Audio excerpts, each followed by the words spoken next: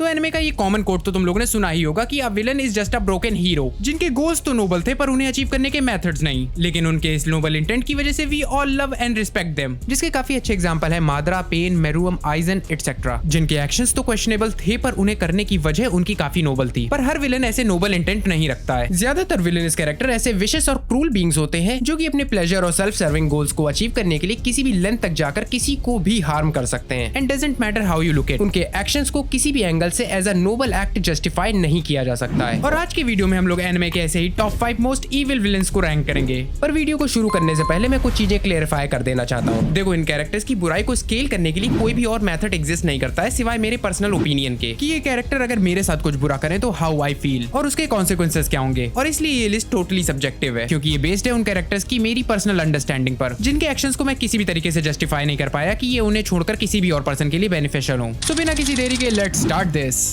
तो हम लोगों की इस लिस्ट का पहला कैरेक्टर है ड्रैगन बॉल सीरीज का most iconic villain, planet destroyer रेसिस शिपकली फ्रीजा। ड्रैगन बॉल सीरीज के अदर मेन कैरेक्टर्स की तरह फ्रीजा भी काफी ज्यादा पावरफुल है, और जैसे कि ये लिस्ट सजेस्ट करती है, फ्रीजा सीरीज के मोस्ट इविल और सेल्फिश विलन्स में से एक है। अनलाइक वेजिटा और गुड मार्जिन वू, जिनके अंदर कुछ ना कुछ अच्छाई थी और समय के साथ में वो अच्छे बन भी गए, Frieza is evil and extremely selfish through and through. यहाँ तक कि टूर्नामेंट ऑफ पावर में भी फ्रीजा ने यूनिवर्स 7 की मदद सिर्फ अपने आप को बचाने के लिए की थी, क्योंकि फ्रीजा जानता था कि किसी दूसरे यूनिवर्स से बार्गेन करके भी वो खुद को इस होल यूनिवर्स इरेजिंग थिंग से बचा नहीं सकता है। पर उसने ये ट्राई जरूर किया था। फ्रीजा के वॉर क्राइम्स को देखकर तो हिटलर भी शर्मा जाए। पर ऐसा नहीं है कि फ्रीजा सिर्फ अपने फन के लिए किसी प्लेनेट को डिस्ट्रॉय करता हो। As a conqueror and emperor of universe 7, Frieza का एक्चुअल गोल पूरे यूनिवर्स पे रूल करने का ही है, जिसके लिए वो किसी भी लेंथ तक जा सकता है। पर फ्रीजा यूजुअली किसी प्लेनेट को डिस्ट्रॉय नहीं करता है, बल्कि वो उन्हें अपने गैलेक्टिक एम्पायर का पार्ट बनाता है। फ्रीजा के लिए प्लेनेट या किसी रेस को डिस्ट्रॉय करना उसका लास्ट रिजॉर्ट रहता है, वो भी तब जब उसे पता होता है कि वो उन्हें कॉन्कर नहीं कर पाएगा, जैसा कि उसने प्लेनेट वेजिटा, अर्थ और नेमेक के साथ किया था। देखो, मैं सुनने में थोड़ा साइकोटिक जो लगूंगा, जो कि मैं नहीं हूँ आई गेस, पर किसी के प्लेनेट को एक्सप्लोर कर देना उन्हें मारने का वर्स्ट पॉसिबल वे नहीं है, क्योंकि ज्यादातर लोगों को तो पता भी नहीं चलेगा कि उनका प्लेनेट एक्सप्लोर कर चुका है या फिर वो मर चुके हैं। लेकिन क्या तुम्हें पता है कि वर्स्ट पॉसिबल वे क्या है? जिंदा खाया जाना, जैसा कि हम लोगों का नेक्स्ट कैरेक्टर अपने विक्टिम्स के साथ करता है। So please welcome to creator of break dance and progenitor of demons, Michael Muzan Kibutsuji Jackson.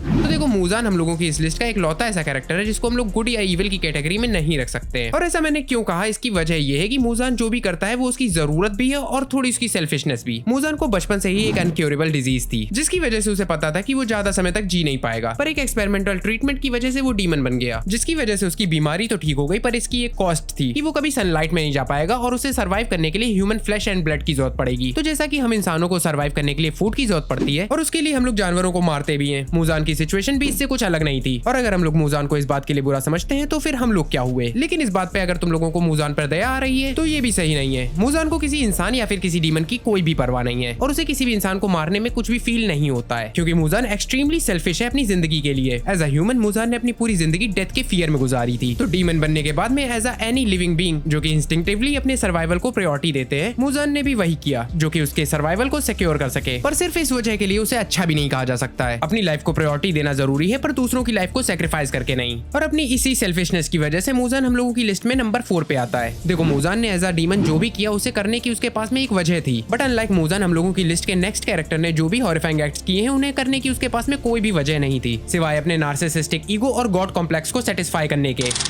और अगर तुम लोगों ने ये गेस कर लिया है तो हाँ, मैं बात कर रहा हूँ लाइट याग्मी यानी कीरा की। कीरा इस बात का परफेक्ट एग्जांपल है कि इन हार्ट हम ह्यूमंस कितने वीक क्रीचर्स हैं, जहाँ पर थोड़ी सी पावर मिलते ही हम लोग अपने आप को दुनिया का बादशाह समझने लगते हैं और ये सोचने लगते हैं कि जो हम लोग सोच रहे हैं वही सही है। पर सॉरी, अगर तुम लोगों ने world famous death note anime नहीं देखा है और ये नहीं समझ पा रहे हो कि मैं क्या कह रहा हूँ, तो let me give you little spoiler free explanation. Light Yagami या कीरा 2006 की फेमस एनिमे और मांगा सीरीज डेथ नोट का प्रोटैगनिस्ट है, और हाँ, ये उन कुछ रेयर सीरीज में से एक है जिसका प्रोटैगनिस्ट ही उनका विलन भी है। तो ज्यादा डिटेल में ना जाते हुए सीरीज की स्टोरी ये है कि एक दिन लाइट को अपने स्कूल के बाहर डेथ नोट पड़ी मिलती है, जिसकी पावर ये थी कि अगर तुम किसी पर्सन को पहचानते हो तो उसका नाम डेथ नोट पे लिखने पर 1 मिनट के अंदर ही उसकी डेथ हो जाएगी। तो इस बात का पता चलते ही लाइट ने डिसाइड किया कि वो इसकी पावर का यूज इस दुनिया के सारे क्रिमिनल्स को खत्म करने के लिए करेगा। वैसे तो ये आइडिया फंडामेंटली ही फ्लॉड है, और अगर तुम इस बात की इंसैनिटी को समझ नहीं पा रहे हो तो शायद तुम में भी कुछ प्रॉब्लम्स है, क्योंकि कोई भी एक पर्सन ये डिसाइड नहीं कर सकता है कि कौन क्रिमिनल है कौन नहीं, किसे जीने का हक है और किसे नहीं। जैसा कि बचपन में हर बच्चा सोचता है कि सुपर पावर होने के बाद में वो सुपर हीरो ही बनेगा, पर ऐसा होता नहीं है क्योंकि ह्यूमन माइंड बहुत ही वीक चीज है और दुनिया के मोस्ट ऑफ लोगों में एक हीरो की विल पावर नहीं होती है जो दूसरों के लिए खुद को सेक्रीफाइस करते हैं। जहाँ पर एक नॉर्मल ह्यूमन को थोड़ी सी अथॉरिटी और पावर मिलते ही वो करप्ट होकर खुद को गॉड समझने लगता है और सोचता है कि वो दूसरों की फेट को डिसाइड कर सकता है। और यहाँ पर तो लिटरली गॉड्स की पावर की ही बात हो रही है और लाइट के साथ भी यही हुआ, वो खुद को गॉड समझने लगा। शुरुआत में तो वो सिर्फ क्रिमिनल्स को ही मारता था पर बाद में जिसने भी उसे अपोज किया वो उसे खत्म कर देता था। पर अगर तुम लोग ये सोचते हो कि लाइट डेथ नोट की वजह से ऐसा बुरा बना तो ऐसा नहीं है। लाइट अपनी एक्स्ट्राऑर्डिनरी इंटेलिजेंस के बावजूद भी एक टिपिकल इंसान ही था जो इस दुनिया को अपने हिसाब से कंट्रोल करना चाहता था और इंसानों की एक दूसरे को कंट्रोल करने की इच्छा ही इस दुनिया के सारे कॉन्फ्लिक्ट्स की वजह है। डेथ नोट ने लाइट को लोगों की फेट को कंट्रोल करने की पावर दी थी पर उसे यूज कैसे करना था ये इंटायरली उसके डिसीजन पे डिपेंड करता था and he decided very poorly. अगर तुम लोगों ने बोर होकर वीडियो को अभी तक नहीं बंद किया है और मेरे साथ बने हुए हो तो कांग्रेचुलेशन, क्योंकि अब हम लोग जा रहे हैं अपनी लिस्ट के सेकंड कैरेक्टर की तरफ जो कि है Dio Brando from JoJo's Bizarre Adventure. अगर तुम लोग मेरी तरह जोजो सीरीज के हार्डकोर फैन नहीं हो तो मेरी गारंटी है कि तुम लोग ये गेस नहीं कर पाए होगे कि मैंने डियो को मुजान और कीरा जैसे ओवरवेलमिंग विलन से ऊपर क्यों रखा है। तो वैसे इसके कपल ऑफ रीजंस हैं जो कि मैं इस वीडियो में आगे एक्सप्लेन करूंगा, पर इसका पहला और ऑब्वियस रीजन ये है कि मुजान और कीरा के कैरेक्टर डियो के कैरेक्टर से हेवीली इंस्पायर्ड है। यहाँ तक कि डीमन स्लेयर की राइटर ने मुजान को डियो से इंस्पायर होकर ही क्रिएट किया था। अगर तुम लोगों ने जोजो सीरीज देखी और तुम लोग को लगता है कि डियो इतना बुरा कैरेक्टर नहीं है तो तुम उसके इल्यूजन में पहले ही फंस चुके हो, because he is a devil. अगर तुम लोगों ने जोजोस बिजार एडवेंचर सीरीज देखी है तो तुम लोग को पता होगा कि ये क्रिश्चियनिटी से कितनी ज्यादा इन्फ्लुएंस्ड है और डियो का कैरेक्टर भी क्रिश्चियनिटी में बताए डेविल के कैरेक्टर पे ही बेस्ड है जो कि खुद को गॉड बनाकर दुनिया को बुराई की तरफ ले जाता है। डियो कितना बुरा है इस बात का अंदाजा तुम इस बात से लगा सकते हो कि उसका नाम ही लिटरली गॉड है। हाँ, इटालियन में डियो का मतलब गॉड होता है और मैंने आज तक किसी ऐसे पर्सन के बारे में नहीं सुना है जो कि खुद को गॉड कहे और अच्छा भी हो, और डियो को अपना नाम लेना तो कुछ ज्यादा ही पसंद है।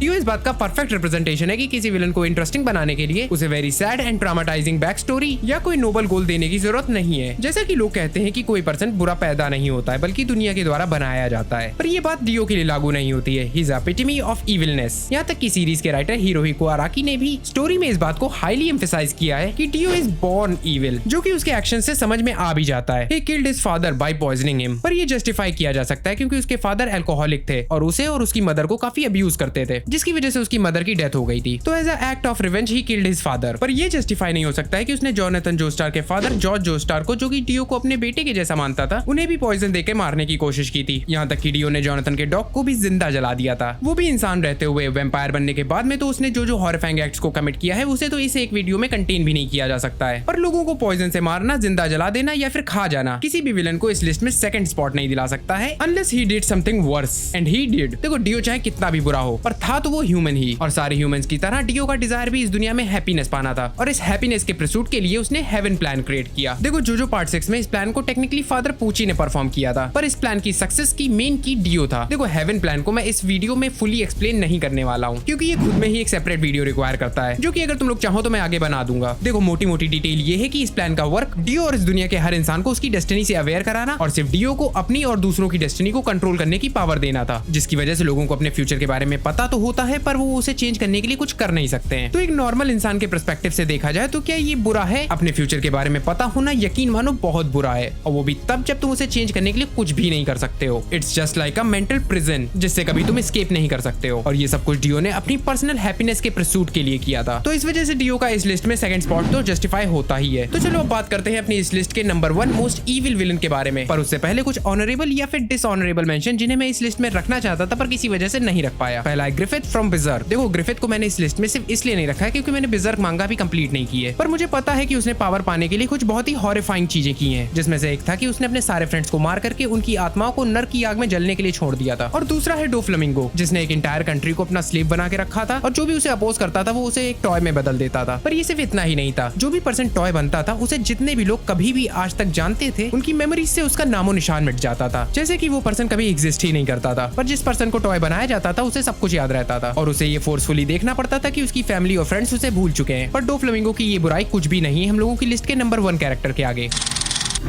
वो है father from full metal alchemist brotherhood से। फादर हम लोगों की इस लिस्ट के सारे कैरेक्टर्स की बुराई का कॉम्बिनेशन है, जिसके लिए ह्यूमन लाइफ की वैल्यू फ्रीजा से भी कम, जीने की इच्छा मुजान से भी ज्यादा, लाइट से बड़ा गॉड कॉम्प्लेक्स, और लाइफ में हैप्पीनेस पाने के लिए किसी को भी सैक्रिफाइस कर सकने वाली डियो की इच्छा। देखो, फादर की इविलनेस को समझने से पहले तुम लोगों को ये समझना पड़ेगा कि ट्रू इविलनेस होती क्या है। देखो, ट्रू इविल पर्सन वो नहीं होता है जिसने बुरा किया हो और उसे पता हो कि उसने बुरा किया है। हाँ, वो इविल है पर ट्रू इविल नहीं, क्योंकि इस दुनिया में कुछ भी ट्रू इविल या फिर ट्रू गुड नहीं होता है, बल्कि हर चीज सिचुएशनल सिचुएशनल होती है। जैसे कि एक कंट्री का सोल्जर वॉर में दूसरी कंट्री के सोल्जर को मार दे तो वो हीरो कहलाएगा, पर अगर पीस में ऐसा करेगा तो वो मर्डर कहलाएगा। इसमें मर्डर दोनों जगह हुआ है, पर सिचुएशन का अंतर था। लेकिन मर्डर करने वाले को रिगार्डलेस ऑफ सिचुएशन पता होता है कि उसने कुछ बुरा किया है, पर सिचुएशन से अलग हटकर देखा जाए तो बुरा पर्सन वो है जिसे कभी एहसास ही ना हो कि उसने कुछ गलत किया है। वो फ्रेज तो तुमने सुना ही होगा कि अज्ञान बुराई है। एक बुरा पर्सन जिसे एहसास हो कि उसने बुरा किया है, भले ही किसी भी रीजन की वजह से, उसके चेंज होने के चांसेस होते हैं, क्योंकि उसके मन में इस बात का गिल्ट कहीं ना कहीं होता है कि उसने बुरा किया है। इस दुनिया में कोई भी इंसान ऐसा नहीं होता है जिसके अंदर ये गिल्ट ना हो, चाहे वो कितने भी बुरे क्यों ना हो। पर उस पर्सन को कैसे चेंज करोगे जिसको इस बात का एहसास ही ना हो कि उसने कुछ गलत किया है या गलत कर सकता है या फिर गलत जैसा कोई कॉन्सेप्ट एग्जिस्ट करता भी है, और वो सिर्फ अपने पर्सनल सेटिस्फेक्शन को ही प्रायोरिटी देता हो। और फादर इसी टाइप का क्रीचर है। फादर के लिए ह्यूमन लाइफ की वैल्यू सिर्फ वैसी ही है जैसी कि हम लोगों के लिए पैसों की वैल्यू होती है, जो कि तुम लोग को सुनने में अच्छा लग रहा होगा, पर ऐसा है नहीं। क्योंकि इंसानों को एक्चुअल में पैसों की वैल्यू नहीं बल्कि उससे मिलने वाली चीजों की वैल्यू होती है। पैसा किसी चीज के ट्रांजैक्शन के कॉस्ट को देने का इजी वे होता है, यानी कि अगर तुम्हारे पास पैसा नहीं है तो तुम्हें उस चीज के कॉस्ट को देने का कोई और तरीका ढूंढना पड़ेगा, जो कि हमेशा प्लेजेंट वे नहीं होते हैं। और फादर के लिए उसकी इमॉर्टैलिटी और पावर की कॉस्ट ह्यूमन लाइफ है। फादर के बुरे कामों की लिस्ट तो इनफाइनाइट है, पर अगर मैं उसमें सबसे बुरी चीज सोचूं तो वो होगा क्रिएशन ऑफ फिलोसफर स्टोन। ये स्टोन एक रेड लिक्विड या फिर क्रिस्टल जैसा दिखता है, जो कि लाखों ह्यूमन सोल्स को एक खास प्रोसेस से सैक्रिफाइस करने से क्रिएट होता है। यानी कि ये स्टोन उन लाखों ह्यूमंस की सोल्स का कंडेंस फिजिकल मैनिफेस्टेशन है, जो कि स्टोन के अंदर तब तक तड़पती हैं जब तक उन्हें फ्यूल की तरह यूज करके उनके एग्जिस्टेंस को खत्म नहीं कर दिया जाता है, जो कि मरने का वर्स्ट वे है। और सिर्फ एक ट्रू इविल बीइंग ही अपने पर्सनल प्रॉफिट के लिए ऐसी चीजों को क्रिएट कर सकता है। सो दैट्स इट, ये थे एनिमे के टॉप 5 मोस्ट इविल विलेंस। तो देखो, मुझे जितना बताना था मैंने बता दिया है, अब तुम लोग डिसाइड करो कि क्या ये रैंकिंग सही है या गलत। तो प्लीज कमेंट में जरूर बताना। अगर तुम लोगों ने इस वीडियो को एंजॉय किया है तो प्लीज लाइक, और मन करे तो सब्सक्राइब भी। एंड एनिमे से जुड़े हुए किसी भी क्वेश्चन के लिए DM मी ऑन Instagram। तो मिलते हैं नेक्स्ट वीडियो में। सायोनारा।